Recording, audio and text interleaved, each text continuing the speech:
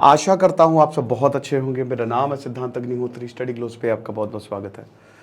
दोस्तों, अगर हम बात करते हैं पाकिस्तान की न्यूक्लियर फैसिलिटी में, तो वहां पे एक बहुत बड़ा धमाका देखने को मिला है। तो क्या हुआ है बात करेंगे। चलिए, सबसे पहले तो हम अपना NLP, न्यूरो लिंग्विस्टिक प्रोग्रामिंग, अब आप कुछ भी भूलोगे नहीं, क्योंकि हम आपके दिमाग की रिवायरिंग करेंगे, किस तरीके से आपको याद रखना है, बहुत सारी ट्रिक्स। एग्जाम आपके टिप पे।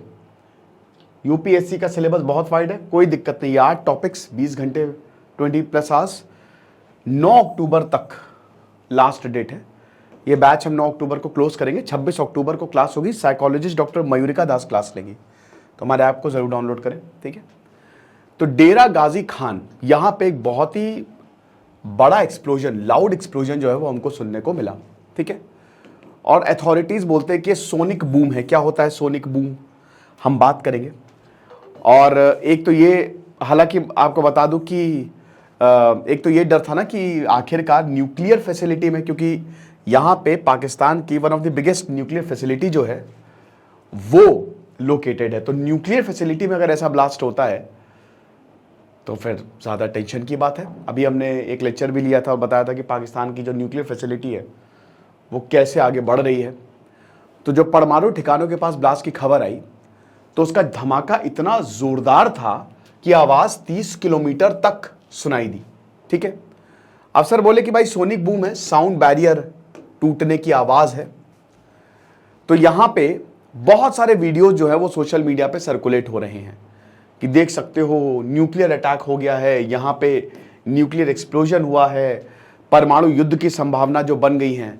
हालांकि जो डिप्टी कमिश्नर DG खान है, उन्होंने बोला कि जो न्यूक्लियर एक्सप्लोजन की खबर है वो पूरी तरीके से झूठी है, ऐसा कुछ भी नहीं है। यहां पे जो साउंड बैरियर होता है वो टूटा है, इसकी वजह से कियोस सराउंडिंग एरिया में हमको देखने को मिला है। और इसलिए क्योंकि हम शाहीन मिसाइल को टेस्ट कर रहे हैं। अब जब आप टेस्ट करते हैं तो इस तरीके से सोनिक बूम जो है वो जनरेट होती है। और आपको बता दूं कि जब से तहरीके तालिबान पाकिस्तान आया है, तब से लेकर अभी तक वो लगातार बोल रहा है कि बेटा उड़ा देंगे हम ये वाली जो फैसिलिटी है ना, ये तो हम उड़ा के ही छोड़ेंगे। अब आप देख सकते हैं सोनिक बूम्स किस तरीके से जनरेट होती है। बेसिकली जो एयरक्राफ्ट होता है वो प्रेशर वेव्स जो है वो जनरेट करते हुए जाता है, ठीक है ना। बहुत तेजी से जाता है ना, तो प्रेशर वेव्स इस तरीके की जनरेट करते हुए जाता है। मैच मतलब होता है स्पीड ऑफ साउंड, 330 मीटर पर सेकेंड, ठीक है ना। 330 या 332, अलग अलग मीडियम में स्पीड ऑफ साउंड अलग अलग होती है। पानी में तेज आएगी, वैक्यूम में और मतलब आएगी ही नहीं, ठीक है। तो ये चीज है। ड्राइनेस में अगर एयर ड्राई होगी तो धीमे आएगी। तो सोनिक बूम्स मतलब ये जैसे जैसे ये वेव जो है वो जनरेट होती है, ये वेव जो है क्योंकि एयरक्राफ्ट बहुत तेजी से मूव कर रहा है तो कंप्रेशन होने लगता है। अब कंप्रेशन होने लगता है और उसके बाद ये सब जितनी भी वेव हैं ये एकदम मर्ज हो जाती है, सिंगल शॉक वेव, और फिर होता है धमाका भड़ाम से। तो जो यहां पे खड़ा हुआ है उसको ये लगता है कि बहुत तेज धमाका हुआ है। और ये जो सोनिक बूम है ये स्पीड ऑफ साउंड से ज्यादा तेज होती है, ठीक है।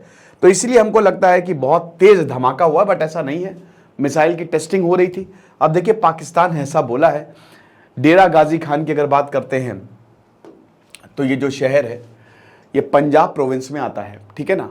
और आपको बता दूं कि सिंधु नदी यहाँ से निकलती है और वहाँ उसी नदी के किनारे ये जो शहर है वो लोकेटेड है।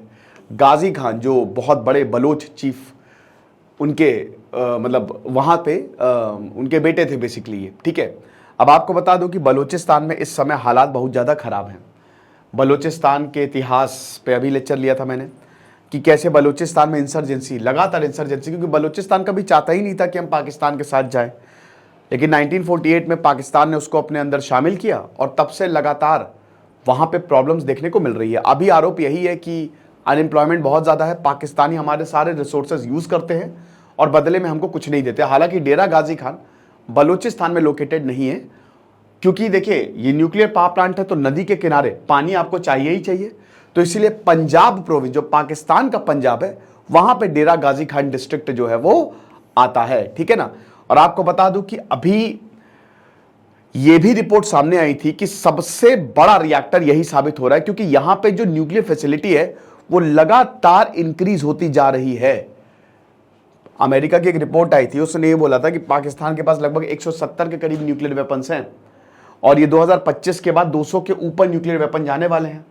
अब अजीब बात है कि एक तरफ पाकिस्तान के पास पैसा नहीं है, वहाँ के लोगों की हालत बहुत ख़राब है, लोग मर रहे हैं, बट उसके बाद जो भी पैसा आ रहा है वो अपने न्यूक्लियर प्रोग्राम पे लगा रहा है।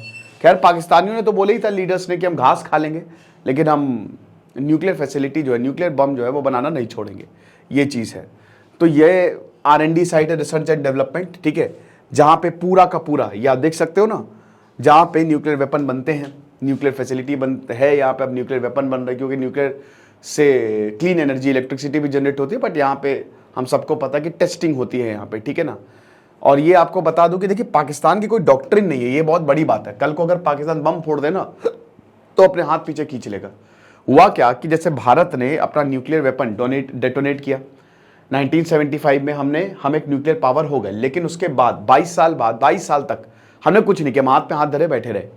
फिर असली में हम न्यूक्लियर पावर हुए 1998 में अटल बिहारी वाजपेयी की सरकार में, और उस समय अमेरिका जो है वो सैटेलाइट से हम पे नजर रखे हुए था कि कहीं ऐसा ना हो कि भारत न्यूक्लियर बॉम्ब डेटोनेट कर ले, लेकिन हम एक न्यूक्लियर पावर हो गए उस समय, ट्रक में, साइकिल पे, ताकि अमेरिका को शक ना हो।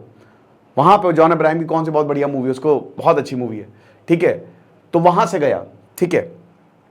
अब जैसे ही भारत न्यूक्लियर पावर बना, भारत, क्योंकि हमने टेस्ट कर लिया न्यूक्लियर बॉम्ब, तो इधर बिल क्लिंटन का फोन आता है, कहते हैं किधर भैया किधर, बहुत ज्यादा उछल रहे हो, हाँ ऐसी कर देंगे वैसा कर देंगे, भाड़ में जाओ तुम। तो अटल बिहारी वाजपेयी बोलते रहो।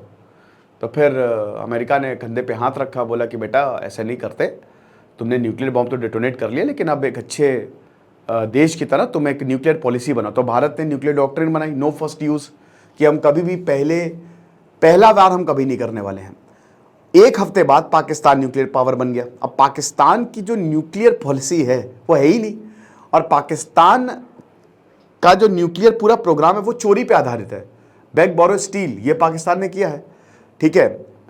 इनके साइंटिस्ट जो हॉलैंड में थे, जो यूरोप में थे, वहाँ से सारा का सारा जो है, और चाइना ने मदद की है डेफिनेटली, ठीक है, वहाँ से सारी स्ट्रैटेजी, सारे पेपर्स जो है वो चुरा के लाए, ये तो सभी को ही पता है। और पाकिस्तान की कोई भी ऐसी पॉलिसी नहीं है, और बार बार पाकिस्तान जो है न्यूक्लियर वेपन पे भारत को धमकाता रहता है कि न्यूक्लियर वेपन हमने दिवाली के लिए नहीं बचा के रखे हुए हैं। तो अभी राजनाथ सिंह की तरफ से आप देखेंगे कि एक बयान आया था कि हम नो फर्स्ट यूज पॉलिसी शायद चेंज करेंगे, बहुत बड़ा बयान था, क्योंकि डिफेंस मिनिस्टर ऐसा बयान दे रहे हैं, ठीक है ना। तो वही है कि पाकिस्तान की जो न्यूक्लियर बेसेस हैं, अभी तो उनकी इंफॉर्मेशन और प्रॉपर लोकेशन हमको नहीं पता है, बट सैटेलाइट इमेजेस ने ये रिवील किया है कि पाकिस्तान के पास टोटल 5 मिसाइल बेसेस हैं, जहां से ये न्यूक्लियर फैसिलिटी को पूरा का पूरा ऑपरेट करते हैं, ठीक है ना।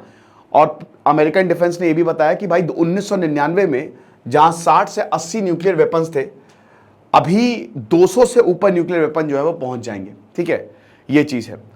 और पाकिस्तान, ये तो देखिए जितने न्यूक्लियर वेपन या जो देश बताता है कि हमारे पास इतने हथियार हैं, एक्चुअल में उससे ज्यादा ही हथियार होते हैं, ठीक है ना।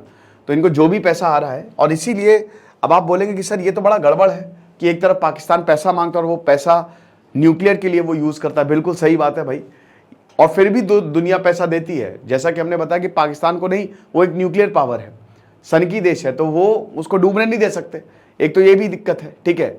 फिर आपको पता ही है कि लगातार पाकिस्तान में अनस्टेबिलिटी बढ़ती जा रही है, बलूचिस्तान में, खैबर पख्तूनवा में लगातार सुसाइड बॉम्बिंग हो रही है।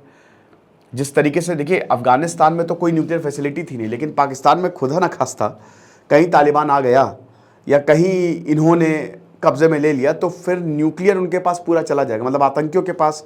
तो ये बहुत क्या कहते हैं, चिंता वाली बात है, ठीक है, ये चीज़ है। बाकी आप हमारे NLP को ज़रूर अवेल करें, जो हमारा शानदार कोर्स है। हम आपकी मेमोरी इनहांस करेंगे, सुपर कंसंट्रेशन फ्लो स्टेट, ताकि आप कोई भी एग्जाम चुटकियों में निकाल सकें। Thank you so much.